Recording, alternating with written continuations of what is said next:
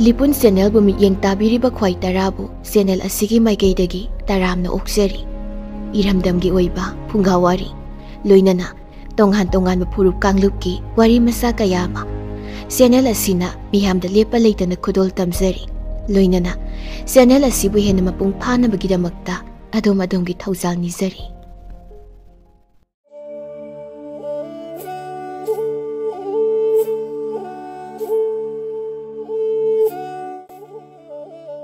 Thaina matam amada matai manau ama leirami makhoigi machanupa tare poklami matamgi matung ina machin manau taret ado chawrakle thabak ingkhang suba sa tanba chatpa ngamlakle machin manau taret asi masak matau phajai lingjel sumanai aduga mapangal sukalli mipum khudingna machin manau taret ki wari linai makhoigi nungsiba lingjen manaba Punna thabak suminnaba nomba kanba matau adubu macha masu singda matau tamnanaba hainai mathangi sahida khwaidigi hena phawlokpa imung ama oinabagi asaga loinana machin manau taret ase nongalbadagi numit taba phawba numit khudingi makhoigi labukta thabak kan surami nongmadi machin manau taret ase thabak subada asukki matik warami Makhoi makhatana thabak suba ngamlamde maram aduna makhoi chak thongduna chanaba thaurang torami adubu makhoi gi chananaba sa ama phawba leramde inak nakna ahobu makhol amaga loinana leibak ningkhairak-lami makhoi yamna haraurami maramdi leibak ningkhaiba mafam aduda achouba lairen ama leiba urami Yamna thuna makhoina lairen adubu hatlami harauna machet kaktuna thongnanaba sem sarami thong thakpagi thabak ase manau atonbaduna tawrami mayamba taruk aduna makhatana sa tanba chatkhirami manau atonba aduna yamna thuna sa ado thongduna chananaba semba saba loiduna mayamba sing halakpa ngaiduna leirami asumna leiringai umang manungda Angakpa akiba makhol ama tarai makhol ase kariguma thawai panba jiba amana saungna ngangba amadi usawasa naithekpagi makhol ne makhol ado mafam adomda asum naksilak-lami manau atonba ado kirakle yamna thuna u marumda machabu kanjanaba lotuna lerami aduga loinana kari karamba sano haiduna u marum adudagi lone yenglak-lami Yamna ngakpa thongdok ama mafam aduda thoklare chawraba lairen ama mafam aduda thunglare aduga thongliba ensang adubu manam namduna yenglammi lairen ado yamna saungna khonglai aduga manak aduda hauramba u pambi amada kakhatlaga masa khara thektharami unasing adu lairen aduna sairaga thongba loiraba ensang aduda kamsilami Mikup amagi manungda thongba loiraba lairendo machet magi mafam chana samjinaduna hingalak-lami hanna amuk hingalaktuna lairen anidu umangda changkhiduna mangkhirami manau nupa atonba aduna mikup aduda thokliba thogdoksing ado mangga chap manarami mamit magna uhorabasu thogdok adu thajaba ngamlamde hena thawai waribadi mayambasing aduna laklaga Kari haigadi haiba asini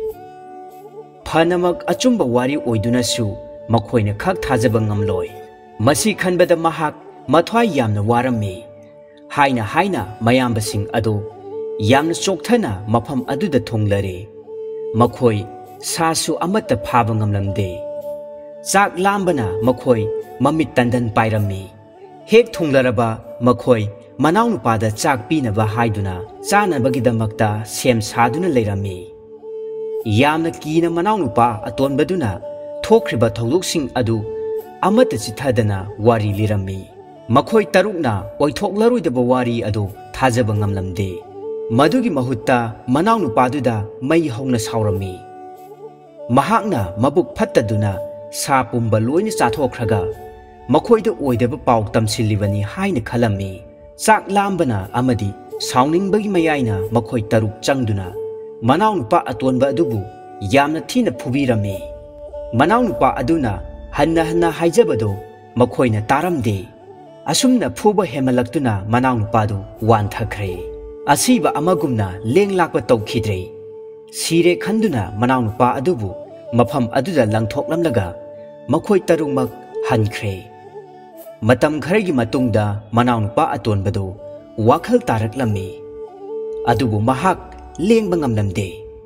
masa pumba chaina khol phawrami yamna wana haugattuna mamit pangthoklami haugattuna phamnanaba hotnarami irap laptana lairen aduna thektharakiba amadi segai khiba usasing adubu taaduna leibado urami mahak wakhal ama khalakle u adu chanana matik mayai leiraba amani haiba mahakna khanglami yamna wana hotnaduna usasing adugi manak phawba sit-situna changsilaktuna una khara thattuna saiba hawrami angakpani una do saiba hawbamaktada masado hanagumna kankhallaklami asokpa maphamsing adu una aduna taisinbada hanagumna khudakta phakhirami mahak masana masabu thajaba ngamlamde hanagumna karisu sokhidabagum masa ikhing-khingna leirami mahak u asigi matik mayai chap chana khanglami yamna kanaba potni khanduna u adu mana pumba heklammi longkhot polang ama saraduna manasing adubu hapsilami unasing adu mahakna changyeng tawba pamlami aduna mahak mayumda hanbagi mahutta atopa lambi amada chatkhirami numit kharani singpat turel kaya landuna chatlaba matungda khul ama thengnarami khul adugi khunjin maktada asiba hui ama thengnarami hui adugi makok ado masadagi tongana taduna leirami ahanba oina nupaduna magi hidak adubu changyeng tawrami khudak aduda hui adu hingalaklami hui aduna mabu hinghanbiriba nupadugi makhongda lek-lektuna changjarami nupadu yamna haraujare hui adu puduna khul manungda changlaklami mahakna khul aduda thunglaba matamda khungi khunja pumba kapnaduna leirami mahakna khunja singda kari maramgidamakta kaplibano haina hangbada khul adugi masak matau phajabi nupi macha ama ikhang khanghaudana sire madugidamakta awaba phongdoklibani haina khunja sing aduna khumlaklami mahakna siriba nupi macha adugi manakta changsilakle tasengnamak nupi macha adu masak matau yamna phajaba oiramme mahakna khunja singda nupi macha adu hingathanba ngamra yengjage haina haijarami khunja singna magi wado thajaramde mahakna amuk hairami karigumba nupi macha ase aihakna hingathanba ngamlabadi mahakpa ingonda luhongbiyu khunja sing adusu mahaki wafam aduda yare mahakna magi una ado khara naikhairaga siriba nupi macha adugi mamai mamitta tairami masa pombadasu nanbirami madudagi khanghaudana tumlubagumna nupi macha ado hawgalaklami khunja pumba angakpa amadi haraunaduna law khongduna jagoi sarami haina khibagi matung inna angakpa magun chenba nupa aduda nupi adubu luhongbire numit khara mafam aduda yamna nungaina laithokle madudagidi nupa aduna magi nupi amadi hui adu puraduna khul amadagi khul amada chattuna magi tawbangamba magunsing ado khanghalami mipum khudingmakna mahakpu laigumni khanarami khul amadagi khul amada asum lakpana mahak yamna nungaiba khul amada thunglare mafam aduda mahaksu mayu makai lingduna yamna nungaina leire ayuk khudingi magi huiga loinana labukta thabak suba chatlami atai matamdasu sa tanba amadi khulgi thabak thoram kaya phawba chatlami mana chatlamdai khudingi magi nupida magi una yawba polang ado seksinna yengsinnaba amadi kaidongnungnasu hangdoktanaba mi amatada khangandanaba seksinna sinarami nongmadi magi nupi aduna polang adugi manungda kari yauribage haibado yenginglami magi nupana thabak chathokringaida polang ado hangdoklami maduda kokphai karaba una mayam ama yaurambado urami mahakna khali mahakna seksinna thamliba una singado masi oiba tare मसीदी कोफाई कारे लोइना पत्तुना मांगबा तारे अदुइदी मपालदा पुथोक्तुना नुंसादा फौदोक्लुरगे असुमना उनासिंग अदो नुंसादा फौदोक्तुना कंगहन्नबगिदमक्ता मपानदा पुथोरक्लमी अतियादा थोक्लिबा नुमित अमदी थाना उनासिंग अदुबु उबदा हाइनिंगाई लेतना पामलम्मी मखोइना उपाम्बी अदु मसक खंगलबसु उना अदुबुदी हेक्पा ngamlamde aduna ahekpa unasing adu huranaba thorang tawrami matam manghanba tawdana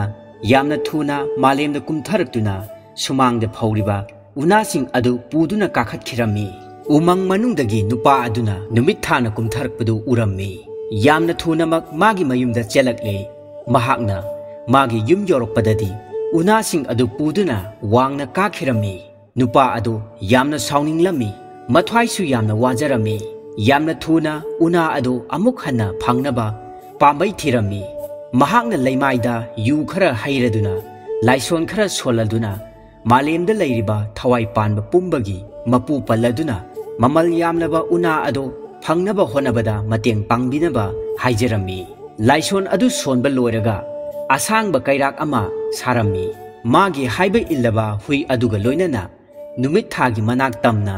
yaunaba karaklami yamna wangna karaklaga makhada yengtharakpa matamdadi kairak adugi makhongda laisau mayam ama thoraktuna chabadu urami nupa adu nungsa thirami mahakna laison tawduna thawai panba pumbada mateng pangbinaba haijabada laisaudi kauduna chitharamle khudong thibadu uraduna magi huina numit thagi manakta chattuna mamal yamlaba una adu puraknaba hairamlaga mahakti makhada kumtharakle haiba ilaba mapu ninglaba huiduna kakhakhiduna numit thagi manak yaukhre nupa aduna kumtharaktuna makha yoksilakpadagi laisau sing aduna sasilakpa helaktuna tektuna takhre mahak mathwai yamna warami maramdi magi laison ado